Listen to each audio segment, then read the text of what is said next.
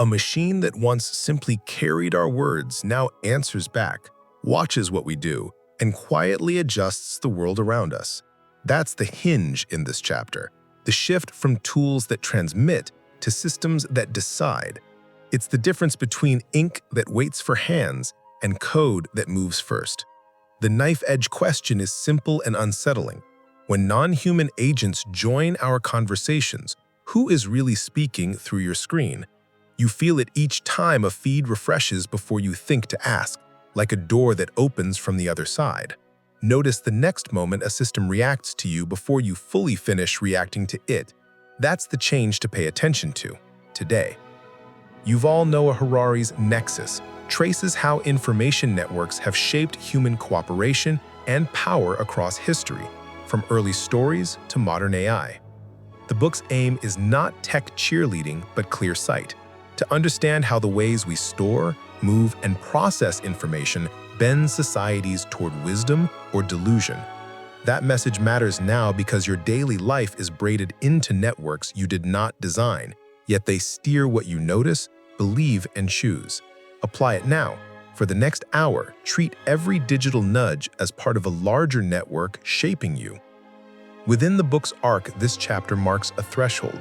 Earlier revolutions, writing, printing, broadcasting, amplified human voices. Here, computers enter as new members of the network, and the conversation itself changes. It's not just louder or faster, it's newly inhabited. Apply it now. Ask yourself, where in my day is a machine not only carrying messages, but deciding which message even exists for me? The core message is stark. Computers are not printing presses with better batteries. They are active agents that perceive, process, and act within the network. And that shift reorganizes power in your life and in your society. Apply it now. When you reach for a device, pause and name what it is trying to optimize in you before you let it. First idea, from broadcast to interaction. A printing press pushes the same page to everyone, then falls silent. A computer network listens as you tap, scroll, pause, purchase, linger. It learns, replies, and reshapes what appears next. The flow becomes a loop. The headlines of the past were one size fits all. The timelines of the present are one size fits you. That loop is not neutral. Each turn is a choice about what you will see and what you will not see. Apply it now. The next time a feed refreshes, ask, why this now? And write down your own answer before the answer is given to you. Second idea, agency, not just amplification. A press cannot initiate, an algorithm can.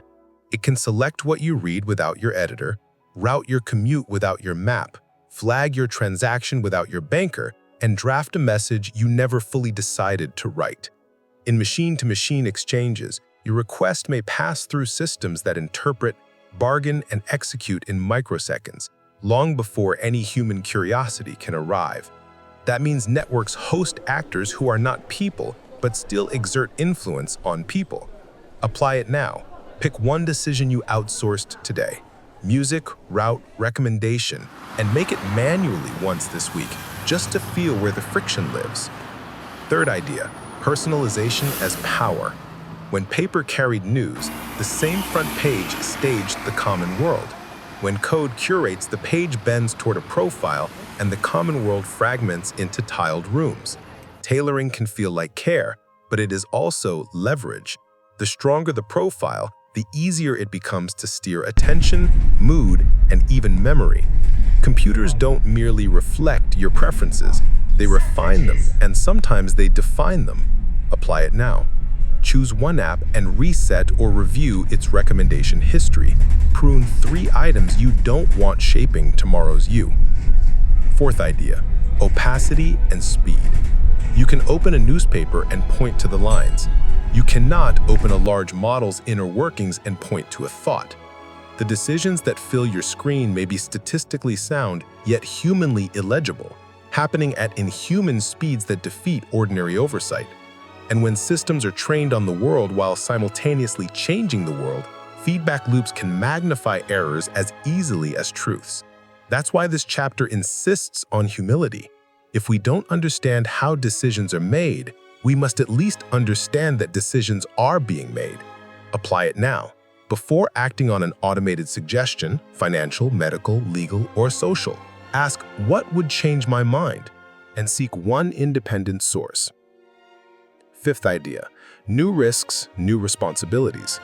When non-human agents participate in our networks, accountability blurs. Who owns the mistake no person exactly made? Who audits a process no person entirely sees? The old safeguards, editorial judgment, slower tempo, shared front page, do not map cleanly onto systems that create, filter, and act at scale with minimal human touch. The chapter's challenge is sober. Either we build practices that restore self-correction in machine-shaped networks, or we drift into worlds where errors harden into realities. Apply it now. Decide one boundary for yourself. No auto-pay without monthly review. No accept clicks without skimming terms. No blind forwarding. And keep it for 30 days. So step back. We moved from one-way pages to living loops that learn you. We invited agents into the network that do not sleep, forget, or tire, and they have begun to choose on our behalf. Personalization has given us comfort and cost us a shared stage. Opacity and speed have gifted us convenience and taxed our comprehension. The promise is real, less friction, more possibility, but so is the price when networks make us efficient before they make us wise. The chapter is not telling you to fear technology. It's asking you to notice who has joined the conversation and what they want from it. Apply it now. For the rest of today, narrate out loud just once per hour what your device is asking you to do.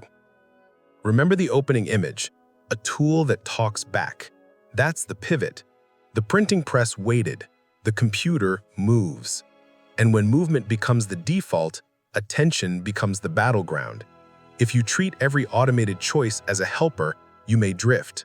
If you treat it as a proposal, you stay human in the loop. Apply it now. Say out loud, "This is a proposal," before tapping anything that shapes tomorrow. Call to action. I want to hear from you. In one sentence, tell me where you most clearly felt a system move first in your life this week. Maps, money, media, or something else. And whether that felt like help or pressure. Then, if this clicked, tonight watch the next chapter in this series on how always-on networks wear grooves into our minds. And save this episode for a friend who keeps asking why the feed feels different lately. The door now opens from the other side. Your comment is how we decide together what comes through it next.